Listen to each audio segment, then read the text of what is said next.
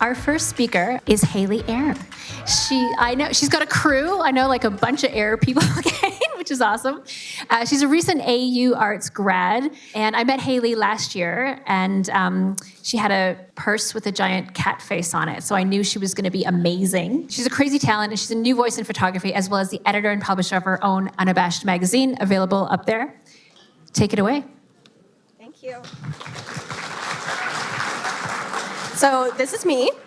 A few things that you should know about me are I love cats, I love color, I like making people laugh, and I like making people uncomfortable as well. So this is one of my favorite pictures. It's called Deconstructed Cat Sandwich.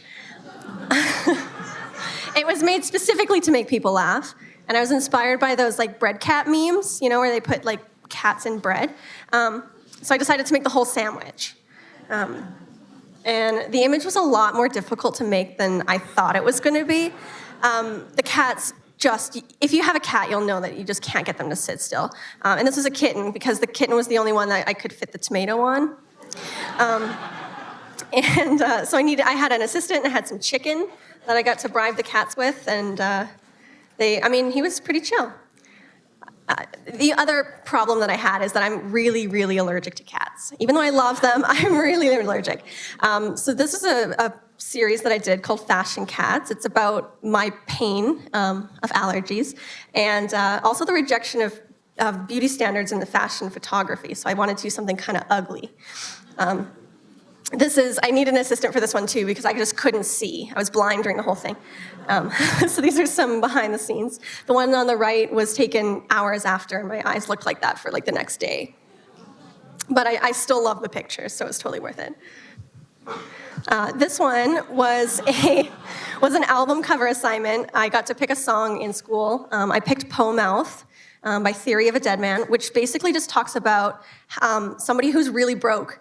And I thought that really spoke to me. It really speaks to my current situation. So I made these images. And this series is a little bit more deep than my other ones that I showed you. It's called Ladies Don't. So this one's Ladies Don't Sit Like That. But she does. She doesn't give a crap. She'll sit like that if she wants to. So it's basically women rejecting, again, societal standards. And I wanted them to be really aesthetically pleasing, but to do this is kind of expensive. So I built like half the set, and then I just photoshopped the rest of it. And I put a lot of effort into making, like a lot of time making things like this, because I made the lamp shade to match the dress, and I went to Valley Village and I painted all these tables and things. This is the next image in the series. It's called Ladies Don't Have Body Hair. She does. I put her in a 50s style housewife scenario, just to juxtapose, her rejection of these beauty standards, but she doesn't care. Fun fact, this is my barber. She cut my hair off and we glued it to her armpit. That was fun.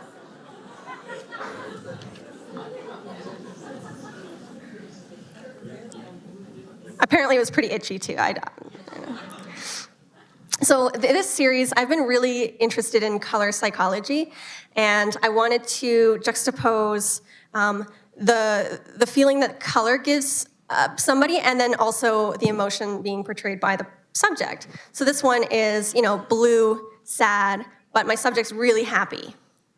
This one, kind of the opposite. So subject really sorrowful, but yellow is a really happy color. So I thought this was kind of fun. I wanted people to kind of be a little bit confused when they're looking at it. Make it look a little bit longer.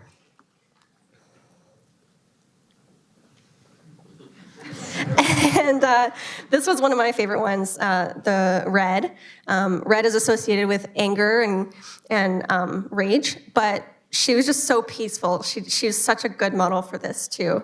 And I definitely want to keep exploring color more in the future. Maybe I'll try some, non-monochromatic stuff, but I've been really into that recently.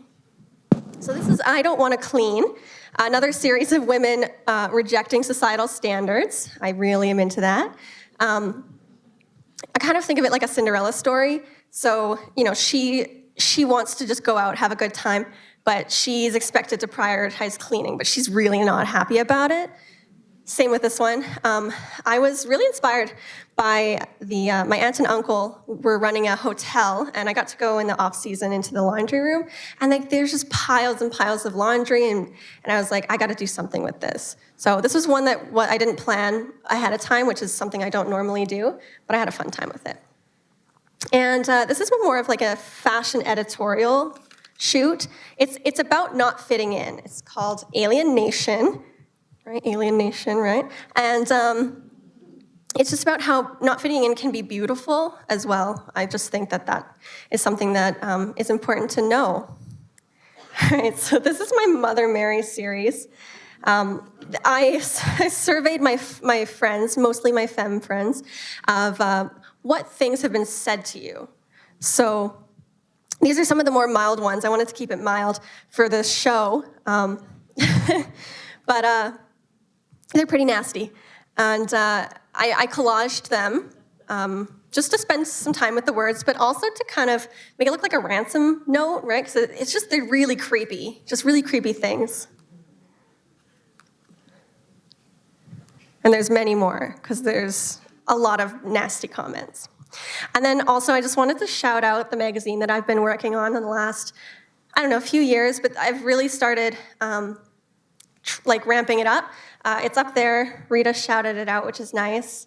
So yeah, it's my new art and style. You can come see me after if you want some more than 20 seconds worth of it. And I started with a portrait, so I thought I'd finish with a portrait. This one is called Imposter Syndrome. It's Poser Complex, and it's about imposter syndrome. So sometimes I don't feel like I deserve the accomplishments that I have, or that I just don't feel, I feel like a poser. So I figured I'd make myself look kind of like a, Instagram poser. So, thank you.